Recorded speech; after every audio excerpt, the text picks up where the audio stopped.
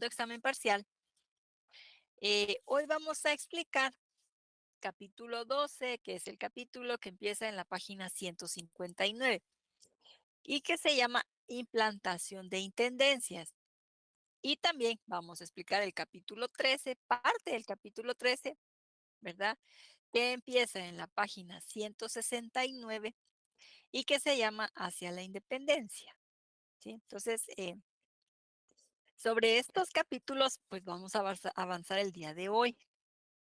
Me van a preguntar, bueno, ¿y qué va a pasar con el capítulo de la universidad? Ese se los voy a dejar que con una tarea la próxima semana para que lo vayan trabajando, ¿sí? Bueno, entonces,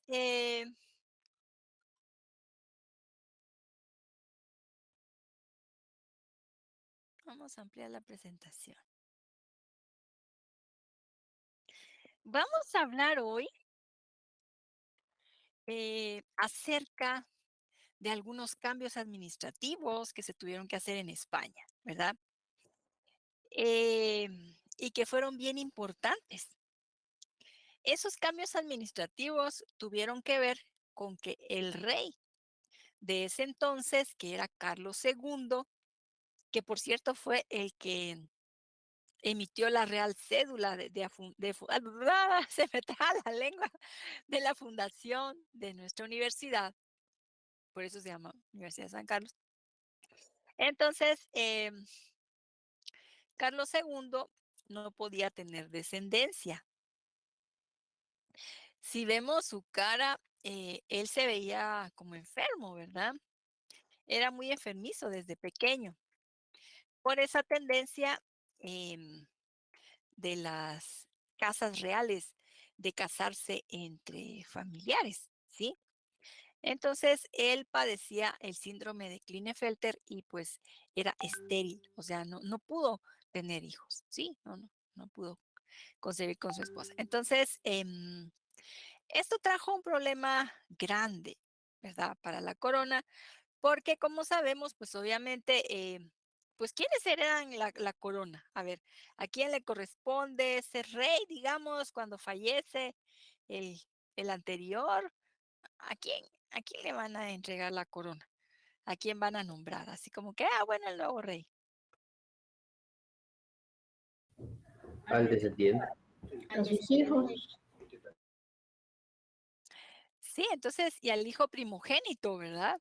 Ujú. Y pues recaen los varones, ¿verdad? Entonces, la cuestión aquí fue un gran problema de Estado, ¿verdad? Si nos imaginamos, él no podía tener hijos y entonces, ¿a quién le va a heredar? ¿Sí? Esto hizo que se desatara una guerra por la sucesión. O sea, Carlos II dijo, bueno, yo quiero que mi sucesor sea mi sobrino lejano, ¿verdad? De allá de Francia, Felipe d'Anjou. Pero como habían los nobles, también tenían sus intereses, otros familiares del rey Carlos, en fin. Entonces se empezó una guerra ahí por la sucesión entre los diferentes candidatos que no eran tomados en cuenta por Carlos. Bueno, eh, resulta que, bueno, fallece Carlos II, entonces continúa la guerra de sucesión y finalmente eh, nombran a este sobrino lejano que él había dejado ya eh, nombrado, ¿verdad? Que él había escogido para que lo representara y que se quedara con la corona de España. Bueno, entonces, obviamente los españoles, los castellanos no querían, en fin, porque era un extranjero, pero bueno. Entonces, sí, lo coronaron como rey y entonces él escogió como su nombre Felipe V, ¿verdad? Esto obviamente trajo cambios importantes. La familia real, la casa real, ¿verdad? Hasta Carlos II eran los Habsburgo o los Habsburgo que estaban emparentados con Austria, en fin. Pero ahora empezaban los Borbones. Y entonces, obviamente, ¿qué hace alguien cuando asume un gobierno? A ver, ¿qué es ¿cuáles son las primeras medidas que creen ustedes que tomó aquí Felipe V? Hizo reformas a las leyes. Reformas a las leyes, dice Luis Pedro. ¿Qué más? ¿Qué más pudo haber hecho ahí Felipe V? Para decir, bueno, y para saber, bueno, ¿y cómo estamos? Eh, ¿No creen ustedes? Bueno, sobre todo, y peor que venía de otro país, ¿verdad? Entonces, primero pidió informes, bueno, que cómo está el reino, ¿verdad? Y resulta que estaba bien endeudado, no había dinero, ¿sí? Entonces dijo, bueno, vamos a pedir una auditoría, ¿verdad? ¿Qué está pasando? ¿Por dónde se está yendo el dinero? Em, y entonces, de estos informes y auditorías que le presentaron, se identificó que había muchas fallas, ¿verdad? Sobre todo, pues había que incrementar la recaudación de impuestos y también había que evitar, ¿verdad? Que la corrupción de ciertos funcionarios siguiera afectando, ¿verdad? Las finanzas, la real hacienda, ¿no? De la corona.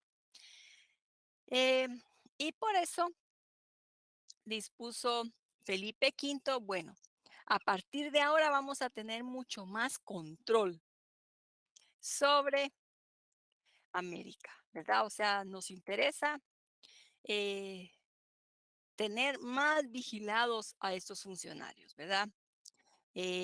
Ahí sí que marcarlos todo el tiempo, seguirlos y ver cómo están trabajando. Em, y bueno, resulta que los reyes se habían ido desentendiendo de América. O sea, sí hemos platicado, ¿verdad? Que se llevaron todas las riquezas, que vendieron tierras, ¿verdad? Cuando necesitaban ya más dinero para armas, en fin. Pero todo este tema de que los reyes de España, los diferentes que estuvieron reinando, se fueron involucrando en guerras, hizo que ya no le pusieran tanta atención a sus colonias que tenían acá en el Nuevo Mundo. Y entonces los funcionarios pues eh, se sintieron con más libertad para ir, para hacer de las suyas, ¿verdad? Por eso Felipe V dijo, bueno, aquí vamos a ponerles más control, ¿sí?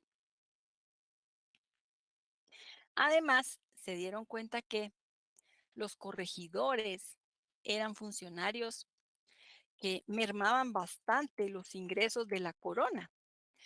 Como vimos, pues los corregidores eran quienes recaudaban el tributo en los pueblos de indios, ¿verdad?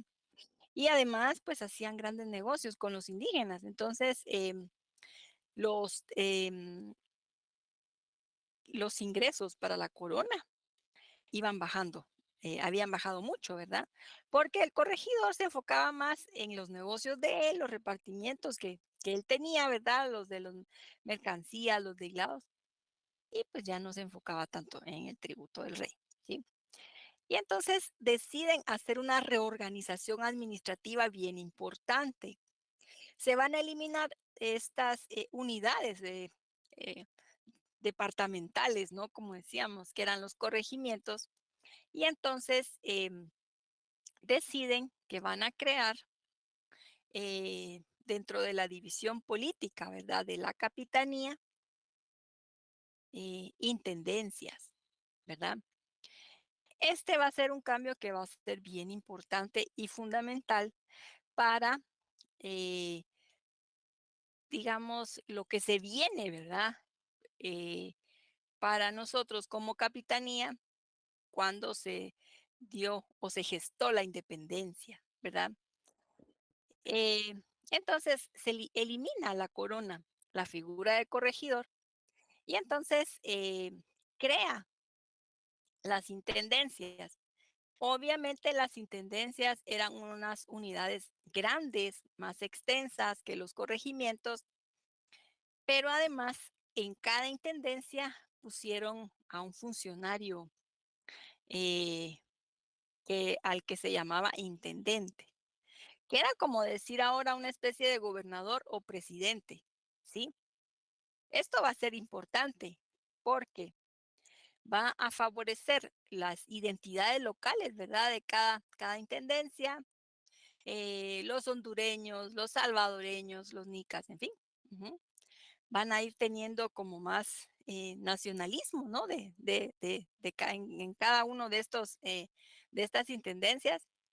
pero además se va a empezar a quitarle poder a la capital, ¿verdad? La capital, como dijimos, pues estaba ubicada en Guatemala, ¿verdad?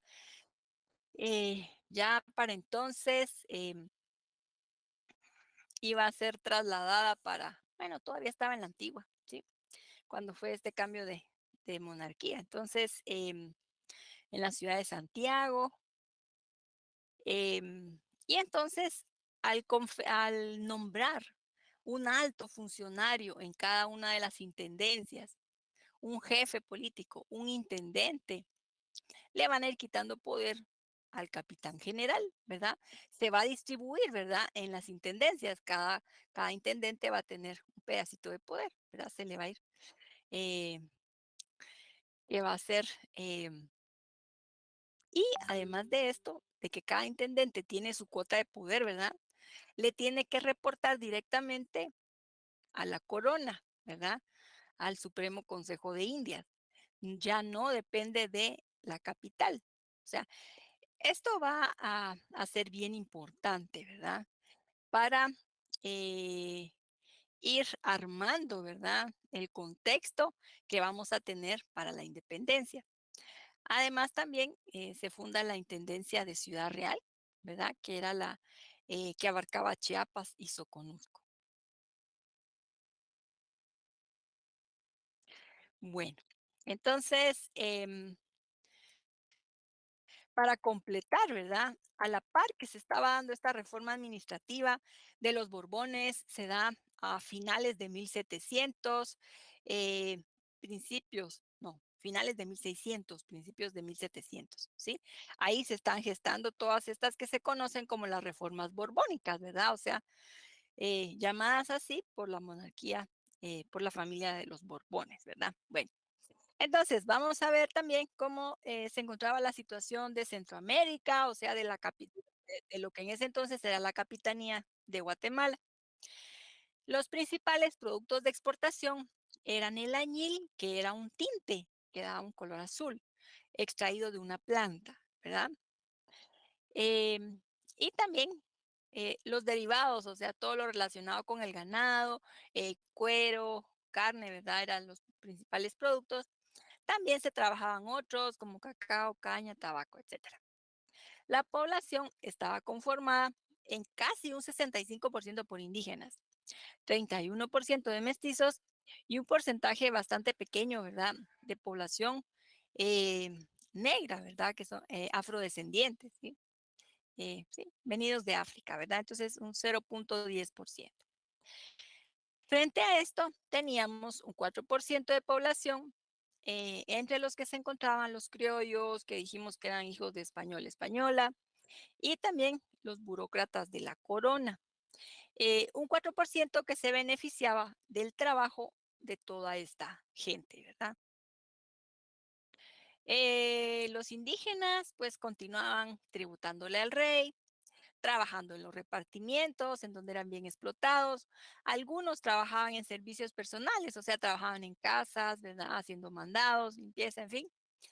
Los mestizos, pues hemos hablado anteriormente de ellos, ¿verdad? Que socialmente pues eran mal vistos y también mencionamos las formas que fueron utilizando como para irse ganando el respeto, el reconocimiento y para ir buscando un espacio también para poder sobrevivir y trabajar, ¿verdad?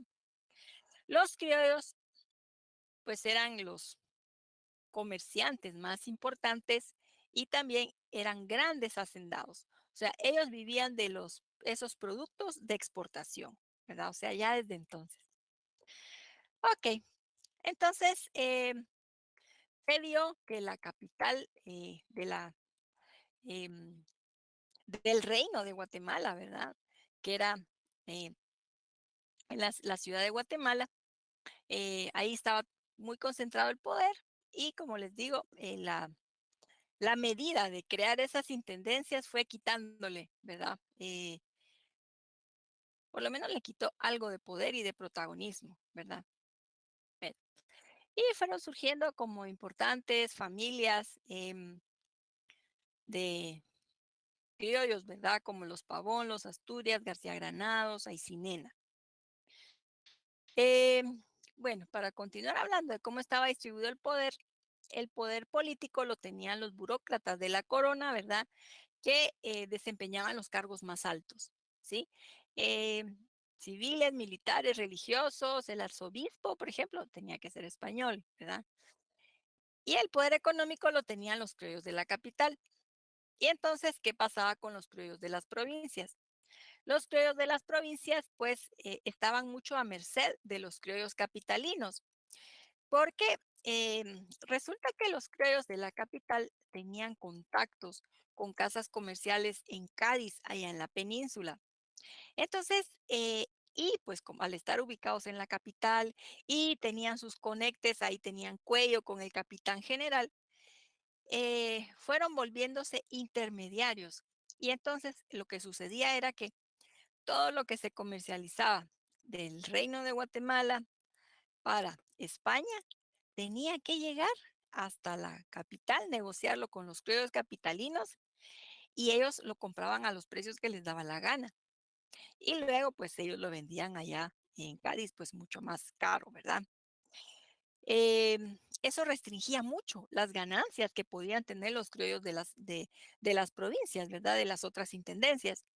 Y pues obviamente iba generando mucho resentimiento, ¿verdad? Mucho rechazo hacia los de la capital.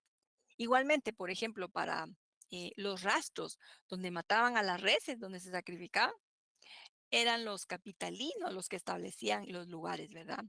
Sin importar la distancia, condiciones climáticas, en fin, gastos en que incurrían los criollos de las provincias, ¿verdad? Entonces, iba gestándose ahí muchas diferencias, rechazo, ¿verdad? Molestia.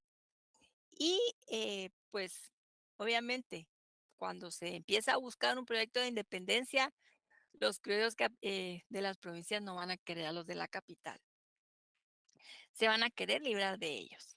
Bueno, entonces hemos hablado del contexto eh, a nivel interno, ¿verdad? Eh, ahora vamos a empezar a hablar acerca de las causas de la independencia, empezando por las causas externas. Me van a decir ustedes, bueno, Lick, pero es que mire, se supone que solo hay que considerar lo que pasó aquí en la capitanía, aquí en Centroamérica, pues eso era lo que importaba. Pero realmente hubo un montón de eventos, hubo varias revoluciones, hubo también a nivel de las ideas filosóficas, políticas, un montón de propuestas que sirvieron de base para muchos cambios. Entonces, todo esto, ¿verdad? Llegaba a la capitanía de Guatemala. De contrabando llegaban los documentos, ¿verdad? A veces en los periódicos que surgieron ya cercanos a la independencia, allí también se presentaban algunas de las ideas. En las casas, en la capital, en las principales ciudades, se reunían también criollos, mestizos de la media, de la alta rural, en fin, a discutir sobre todas estas ideas. Bueno, por eso vamos a mencionarlas brevemente. Vamos a empezar por el liberalismo inglés. Aquí, pues, hay que tomar en cuenta la propuesta de John Locke, ¿verdad? Que va a hablar de los derechos inalienables de la persona.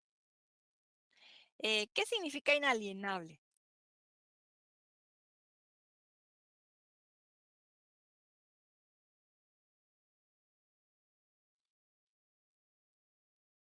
Que no puede ser alterado. Gracias. Entonces, inalienable significa que es parte de la persona, como que fuera una parte de su cuerpo, ¿sí? Nadie se la puede quitar. Por eso, ahí surge la teoría naturalista de los derechos humanos. Entonces, es decir, o sea, por el hecho de ser persona, ya tiene derechos, ¿sí? Bueno, entonces, esta idea va a ser bien importante y va a fundamentar posteriormente varias revoluciones. También hablaba Locke del derecho a disolver el gobierno.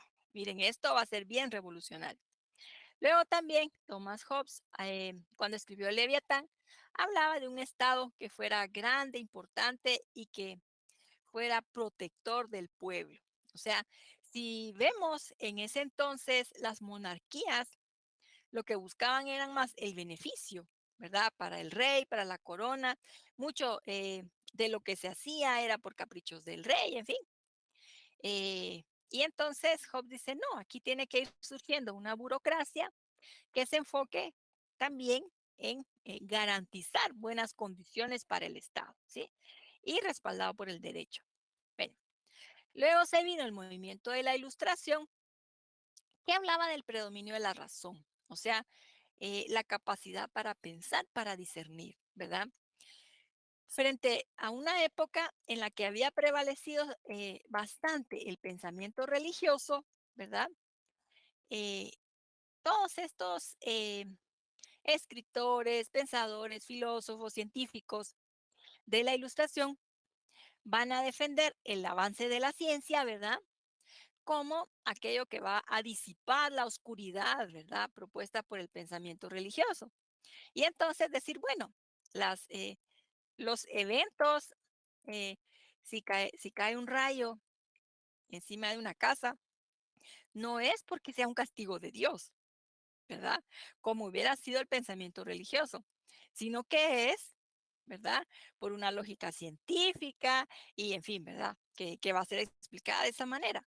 Y entonces, de esta forma, aquí se empieza a dar un impulso importante del desarrollo de la ciencia y entonces, como que dicen, bueno, que se quede un poquito más rezagado ese pensamiento religioso que muchas veces asusta y oculta, ¿verdad? Las verdaderas razones por las que suceden los eventos, ¿sí? Bueno, luego también dentro de estos pensadores de la Ilustración está Montesquieu, ¿verdad? Que hablaba de la división de poderes, la importancia de la república, o sea, eh, división, tres poderes, ejecutivo, legislativo, judicial, cada quien con su independencia, ¿verdad? Y con ese tema de los pesos y contrapesos, ¿verdad? O sea, el ejecutivo es independiente del Congreso, ¿verdad? Hay respeto entre ellos porque eso fomenta que haya un balance y que haya democracia, ¿verdad? O sea, frente a cómo funcionaban los monarcas, ¿verdad?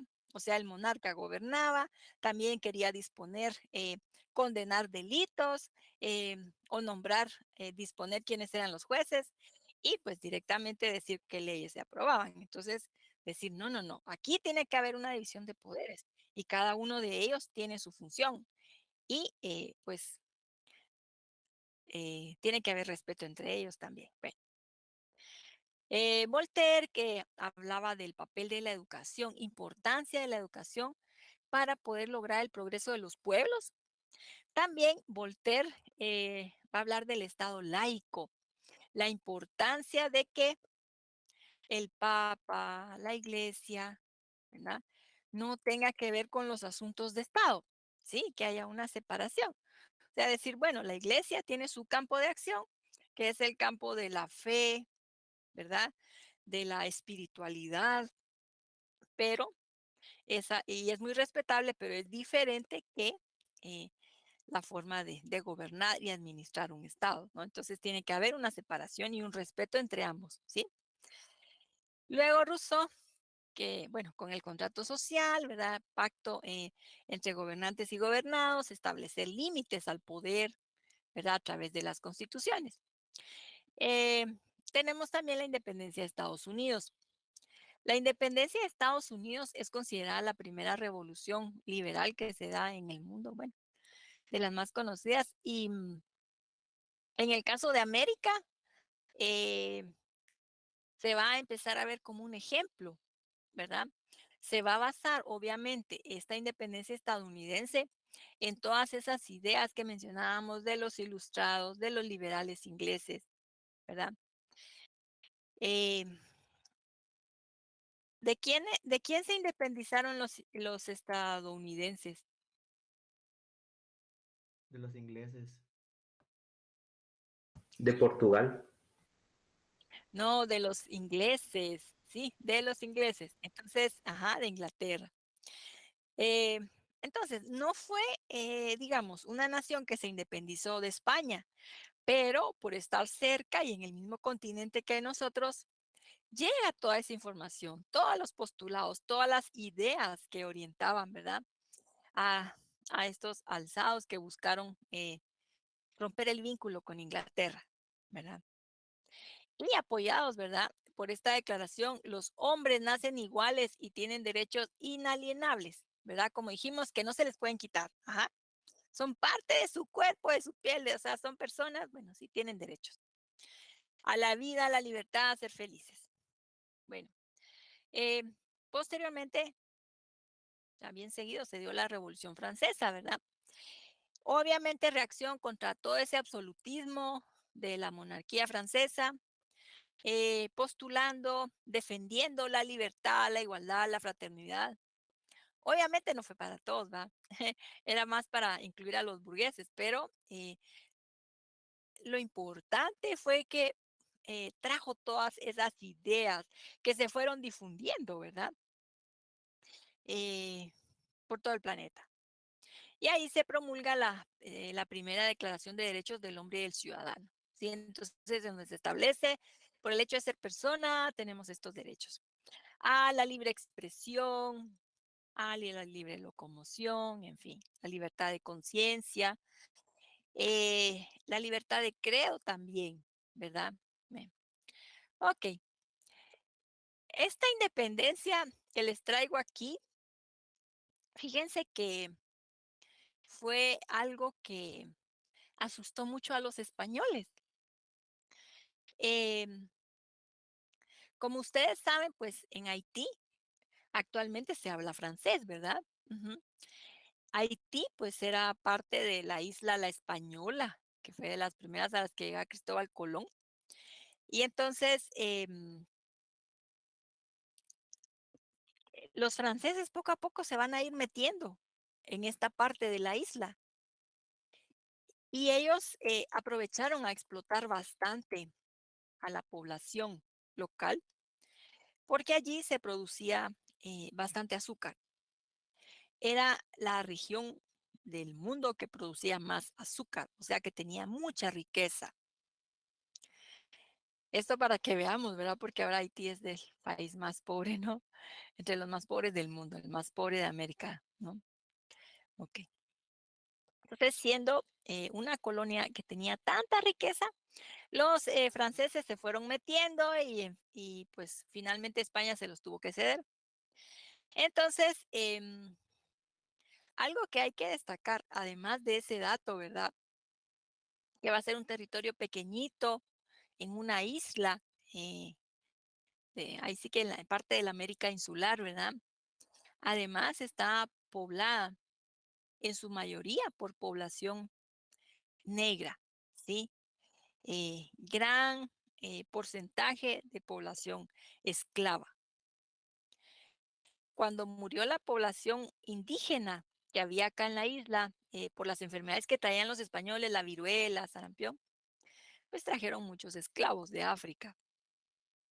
Y quienes van a encabezar todo ese movimiento de independencia y que la van a proclamar en 1804 va a ser esa población negra esclava, ¿verdad? Encabezados por este personaje, Toussaint de Louverture, eh, conocido como Toussaint el iniciador, el libertador, ¿verdad? Que había sido un esclavo que logró su eh, libertad y pues bueno, pudo encabezar este movimiento. Lo curioso es que al estar en la vecindad de Santo Domingo, que esta parte pues todavía le pertenecía a, a España, ¿verdad?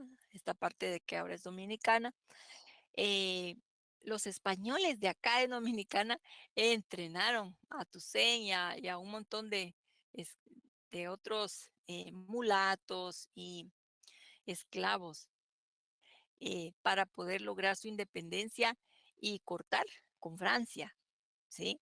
Entonces, ese va a ser un ejemplo que va a dar la vuelta al mundo, ¿verdad? Y decir, bueno, pero ¿cómo es posible? O sea, que toda esa gente negra, esclavos, o sea, tomemos en cuenta que los esclavos, pues, eran considerados como cosas, ¿sí?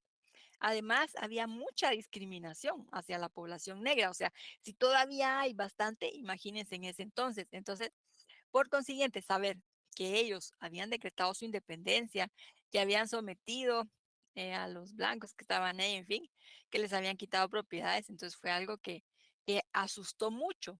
Y entonces como que fue encendiendo luces también, ¿verdad? Para los españoles, como decir, bueno, tenemos que ir controlando más nuestras posesiones ahí en América porque están muy cerca, ¿verdad? De donde fue esa revolución negra, ¿verdad?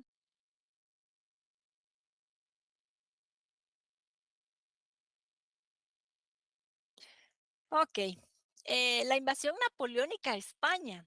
Fíjense que Napoleón Bonaparte quiso, engañó al rey de España, ¿verdad? Napoleón, como sabemos, quería construir su imperio, ¿verdad? Extender sus dominios. Y entonces platica con el rey de España y le dice, bueno, es que solo quiero pedirles permiso para llegar a Portugal, o sea, voy a pasar por España, pero lo que me interesa es invadir Portugal porque ellos son mis enemigos. Y el rey, buena onda, dice, ah, bueno, está bien. Y resulta que cuando va entrando Napoleón con su ejército, pues van conquistando los poblados españoles, ¿verdad? A su paso. Se apoderan de España, ¿verdad? Y encierran en la ciudad de Bayona al rey y a su hijo, que era el sucesor, ¿verdad? A los de España, ¿sí? Em, Esto hizo que en España se desatara una lucha por su independencia, ¿verdad? Fíjense que la población peleaba contra los soldados franceses. O sea, pero hablamos población, o sea, no solo soldados españoles, sino que toda la población. O sea, llegaban los soldados franceses a los poblados y desde arriba les tiraban agua hirviendo, les aventaban palos, o sea, piedras. Entonces, entre todos, ¿verdad? Mujeres, niños, entre todos peleaban para sacar a los franceses. Em, Toda la presencia de Napoleón en España, esta lucha por su independencia, va a ser importante para nosotros. Em, en primer lugar, em, porque Napoleón promulga una constitución a la que en la ciudad de Bayona, ¿verdad? La constitución de Bayona. Entonces, esta va a ser considerada la primera constitución que va a tener España y que nos va a incluir a nosotros. O sea, no entró en vigencia, pero lo fundamental es que deja la idea, ¿verdad? De qué es una constitución, ¿sí? O sea, que establece derechos de las personas, que establece cómo funciona el Estado, tiene una orientación filosófica, ¿verdad? El movimiento político que la encabezó, entonces, qué propone, qué impulsa, en fin.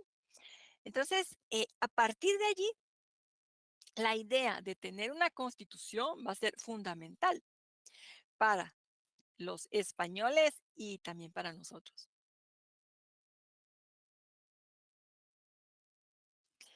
Em, bueno, y a raíz de esa guerra de independencia que están librando los españoles allá en la península, allá en su territorio, ¿verdad? Que quieren expulsar a los franceses y al rey que les había pues impuesto, ¿verdad? Napoleón les impuso a su hermano y lo nombró José I, a quien los españoles apodaron Pepe Botella, ¿sí? Porque sí le gustaba un poco embriagarse, ok. Entonces, viendo la experiencia o viendo, ¿verdad? Que podía redactarse un documento como una constitución que era fundamental, ¿verdad? Para cualquier estado, para cualquier nación. Entonces, los españoles se fueron organizando. Había juntas que empezaron a convocar a una asamblea constituyente y también invitaron a las colonias acá en América, ¿verdad? Para que participaran. Estas juntas obviamente todo esto se realizó de manera clandestina, pues para que los franceses no supieran, no se enteraran. Obviamente también los españoles al pelear querían sacar a los franceses y pues que regresara su rey, ¿verdad? Y fíjense que convocaron a una constituyente y de ahí salió un documento que fue bien importante, ¿verdad? Ve, que es, este proceso se conoce como las cortes. em, cuando hablamos de cortes, sería la Asamblea Constituyente, ¿verdad? Y de allí surgió la Constitución de Cádiz. No sé si hasta aquí tengamos algún comentario, alguna duda, no sé si voy muy rápido, ustedes me dicen.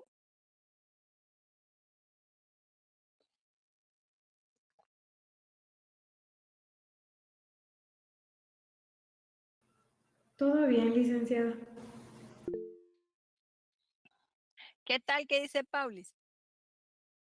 Sí, licenciada. Solo de qué específicamente es que nacen las Cortes y esta Constitución de Cádiz. Ah, fíjese, Paulis, que como los españoles se organizaron para pelear contra los franceses, para expulsarlos de sus territorios, ¿sí? Para expulsarlos. Entonces, al saber que podían tener ellos su propia constitución, ¿verdad? Ya que Napoleón había llevado esta figura, les había dado la constitución de Bayona, aunque no estuvo en vigencia, ellos dijeron, ala, nosotros también podemos redactar una constitución. Podemos crear una constitución en la que haya participación del pueblo, en la que ahí declaremos que la soberanía le pertenece al pueblo, en la que nos otorguemos derechos, en la que también defendamos a nuestro rey, en fin, ¿sí? Y entonces van a ser esos grupos de vecinos de los pueblos. Ellos se organizaron en juntas. Entonces había una junta en cada pueblo. Y entonces decidieron, vamos a convocar, eh, queremos una constitución, pero una constitución escrita por nosotros, no una constitución impuesta como la que había, como la de Bayona, ¿sí? Y entonces empezaron a invitar, ¿verdad? A agentes de las diferentes juntas, de esos grupos de vecinos que se habían conformado allá, y también decidieron invitar a gente de las colonias, ¿verdad?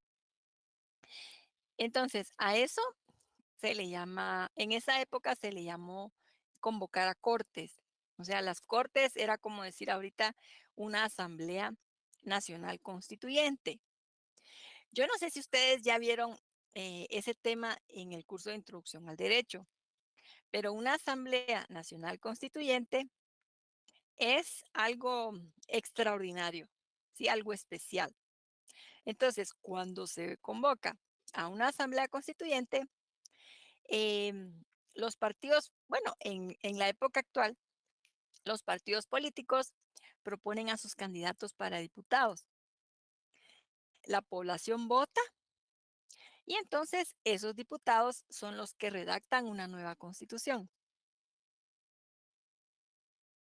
Así funciona la constituyente.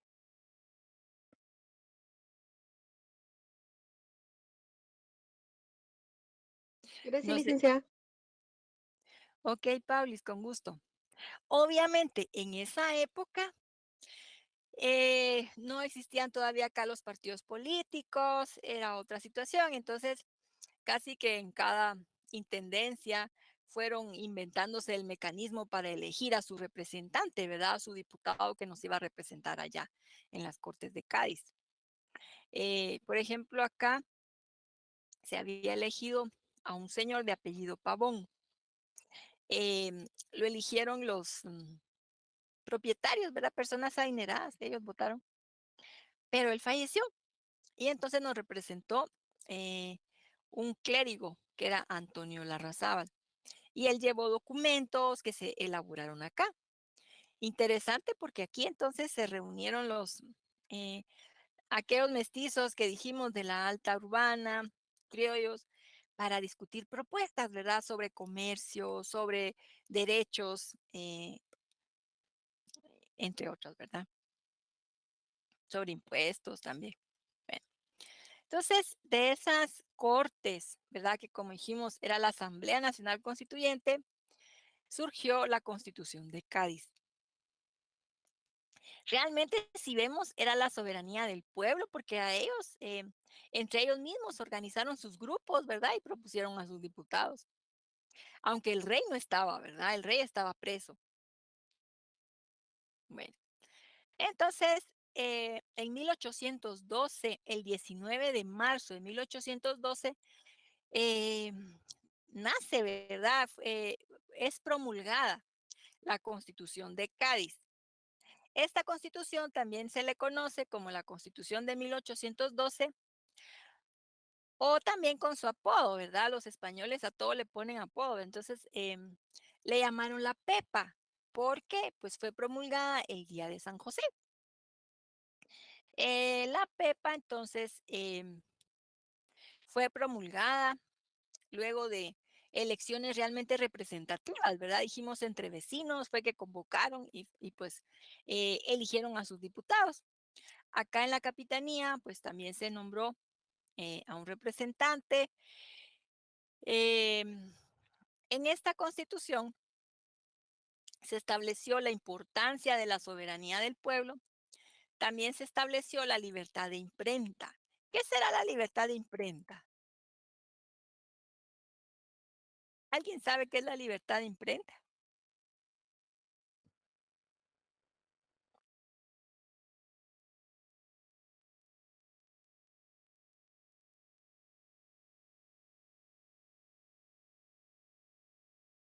Busquemos, busquemos, ¿qué es la libertad de imprenta? Tal vez el poder imprimir y distribuir libros o textos académicos, no sé. Pues empieza por allí. Gracias, Edgar, ahí por el comentario. Es poder escribir nuestras propias opiniones.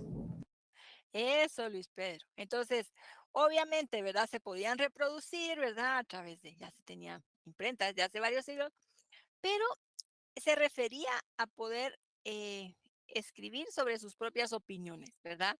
Que salieran en los periódicos, ¿sí? Entonces, eso fue bien importante, fue fundamental, ¿verdad? También incluía la eliminación del tributo. Por eso más adelante vamos a ver nosotros que los indígenas acá en la capitanía se enteran de que el tributo había sido eliminado y empiezan a pedir, ¿verdad? A exigir su derecho.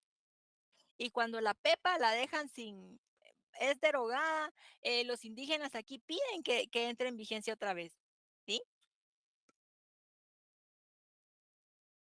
Miren que esta fue una experiencia bien democrática y participativa, ¿verdad?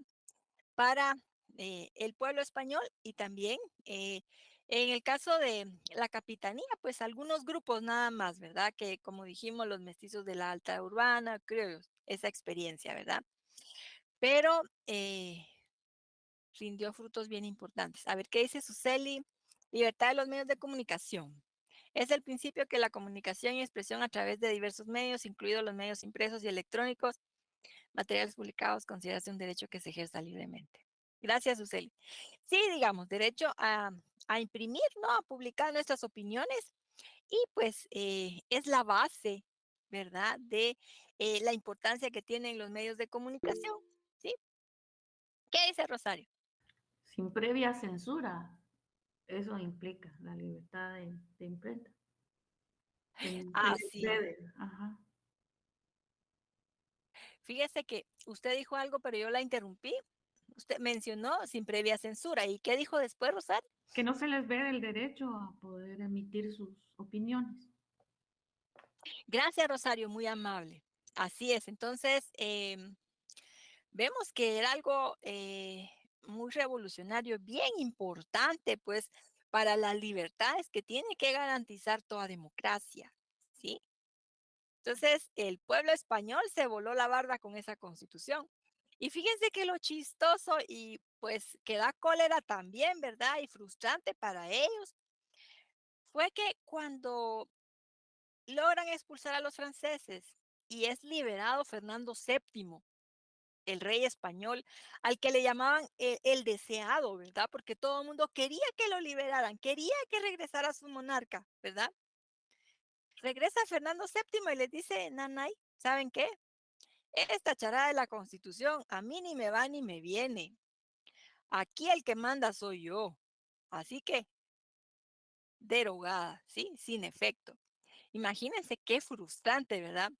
Pero va a dejar un montón de aprendizajes, un montón de... esta Constitución de Cádiz va a ser bien fundamental. Y como vamos a ver después, se va a pedir que vuelva a entrar en vigencia, ¿verdad? Ok, entonces, luego también vamos a mencionar la rebelión de Riego. Fíjense que este señor era Rafael del Riego, era un general español que estaba allá en España, ¿verdad? Destacado cerca de Madrid. Pero como ya empezaban, esto ya es en 1820, los movimientos, las sublevaciones por la independencia, aquí, pues en varios países, en varias capitanías, virreinatos, habían empezado en 1808, 1810, ¿verdad? Entonces le piden a don Rafael del Riego que viaje a América y que con su ejército venga a ayudar a contener esos movimientos independentistas. Pero Rafael del Riego lo que hace es que marcha hasta Madrid, lleva ahí su ejército, a su ejército, y rodean el palacio real. Y entonces rodean a Fernando VII. Y lo que hace Rafael del Riego es decir, bueno, aquí nos vamos a quedar hasta que su majestad no vuelva a jurar la Constitución de Cádiz, o sea, hasta que no la vuelva a poner en vigencia.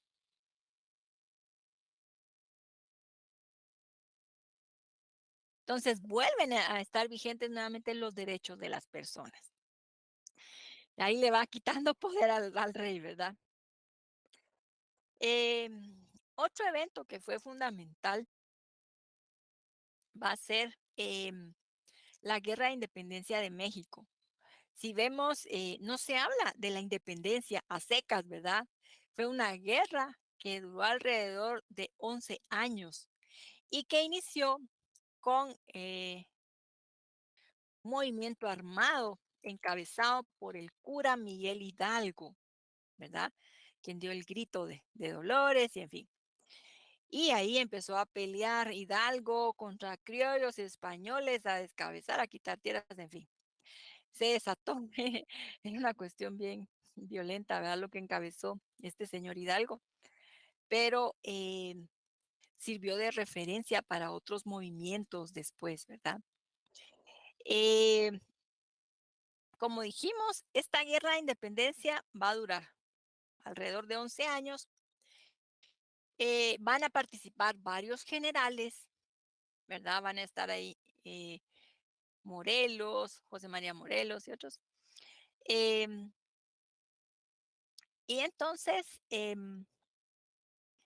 ya casi por 1820 tal vez, ¿verdad? 19, 20. Se empieza a hablar de una propuesta de independencia de los mexicanos en febrero del 21, que va a estar contenida en un documento que se llama Plan de Iguala. En ese documento se va a hablar de 3 garantías, ¿verdad? De 3 principios importantes para lograr la independencia mexicana. El primero es el que establecía, nos queremos independizar de España, pero queremos que Fernando VII sea nuestro monarca. Luego también establecía que era una declaración de que se le daba a la Iglesia Católica su lugar, ¿verdad? Y que solo ella era la que iba a prevalecer, ¿sí? Y por consiguiente también protegiendo, se declara la protección de los religiosos y de los bienes de la Iglesia. Y el tercer punto, que era la unión del pueblo sin distinciones, ¿verdad? O sea, unión de mestizos con indígenas, con criollos, ¿verdad? Este documento va a ser propuesto por Agustín de Iturbide, ¿verdad? Va a ser una propuesta ahí. Em, quien decide decretar la independencia mexicana en esos 3 términos. Obviamente los mexicanos no les pareció, ¿verdad? Y un grupo de republicanos, como les llamaban, bueno, dijo, no, no, no. Nosotros no queremos ese tipo de independencia, nosotros queremos romper de una vez con el cordón, ¿verdad? Con España. Queremos independencia absoluta respecto de España. Ujú. Y pues obviamente lo derrocaron, en fin, ¿sí? Pero este documento del Plan de Iguala va a ser importante para nosotros porque va a ser em, tomado en cuenta por criollos de Guatemala para posteriores documentos, ¿verdad? Bueno, no sé si tengamos algún comentario, alguna otra duda.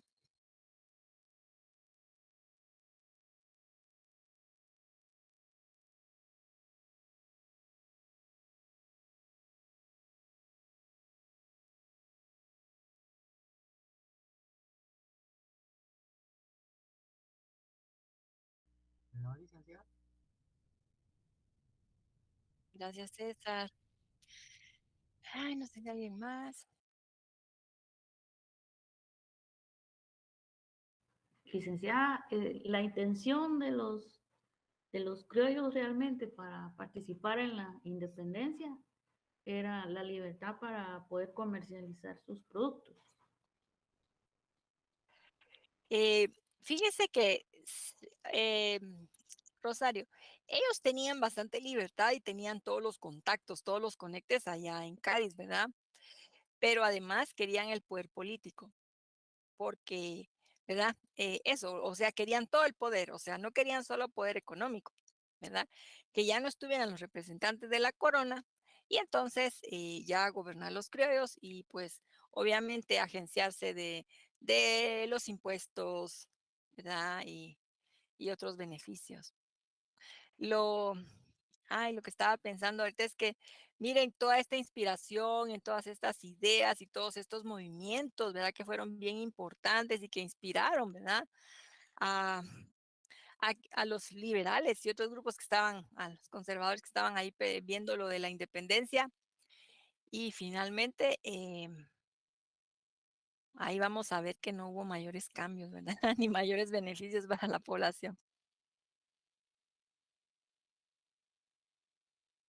Sí, definitivamente no vimos cambios porque me recuerdo haber escuchado que después de tantos años se enteraron una comunidad en el occidente de que ya eran independientes de la colonia, hacía varios años. Ujú. Sí, así es, Rosario.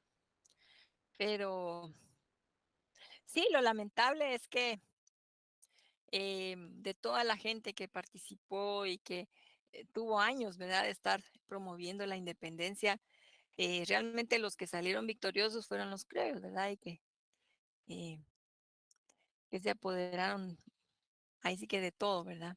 Pero bueno, vamos entonces en la próxima clase a hablar de las causas internas, los movimientos que se dieron en la capitanía, quienes participaron, la independencia, cómo se logró, qué propuestas triunfaron, ¿verdad? De eso vamos a seguir hablando. Bien. Entonces, no sé si tengamos algún otro comentario, alguna otra duda.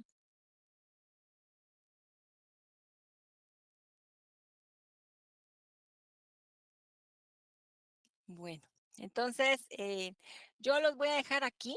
Yo siento que es bastante contenido, ¿verdad? Es un montón de contenido que hemos visto ahorita en esta clase.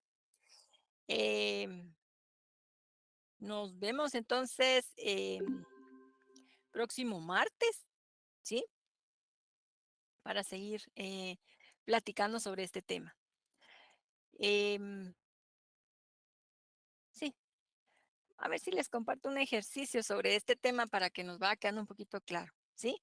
Que es como un jueguito de Pac-Man, pero ok, bueno. Entonces, cuídense, mañana éxitos en su prueba, que les vaya bien ahí con el licenciado Emilio, es verdad la clase, entonces éxitos ahí en Introducción al Derecho. Feliz tarde, cuídense. Gracias. Feliz tarde, licenciada. Ya. Feliz tarde.